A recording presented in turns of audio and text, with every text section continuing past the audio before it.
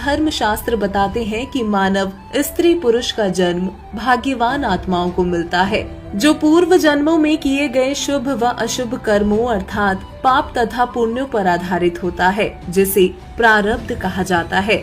इस बात को सब मानते हैं कि कर्म से ही सुख और कर्म से ही दुख मिलता है। सुख नाम स्वर्ग का तथा दुख नाम नरक का प्रतीक है।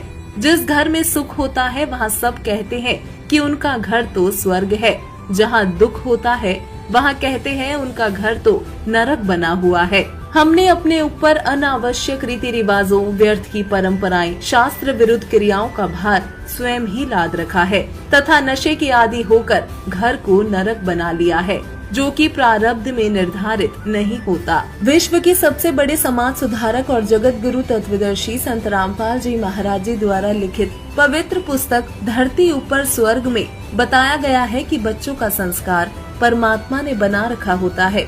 उसी संस्कार वश दो बच्चों का विवाह संयोग होता है। ये प्रारब्ध में निर्धारित होता है, लेकिन समाज में विवाह से संबंधित बनाए गए रीति रिवाज जैसे दहेज देना व लेना, बारात ले जाना, गाजे बाजे के साथ डीजे बैंड बाजे आदि को चलाकर विवाह करना व्यर्थ का भार होता है, जो दुख का कारण बनता है। जबकि श्रीमद् देवी भागवत पुराण के 3 स्कंद के अध्याय 4 से 5 में लिखा है कि श्री देवी दुर्गा जी ने अपनी वचन शक्ति से 3 लड़की, पहली सावित्री जी, दूसरी लक्ष्मी जी और तीसरी पार्वती जी को उत्पन्न किया था। फिर पहले श्री ब्रह्मा जी को बुलाया तथा कहा, बेटा इस लड़की का नाम सावित्री है, इसे अपनी पत्नी रूप में स्वीकार करो और अपना घर बसाओ। फिर दूसरे पुत्र श्री विष्णु जी को बुलाया और कहा, इस लड़की का नाम लक्ष्मी है, इसे अपनी पत्नी रूप में स्वीकार करो और अपना घर बसाओ। फिर ऐसे ही तीसरे पुत्र शिव जी को बुलाया तथा पार्वती जी के साथ घर बसाने को कहा।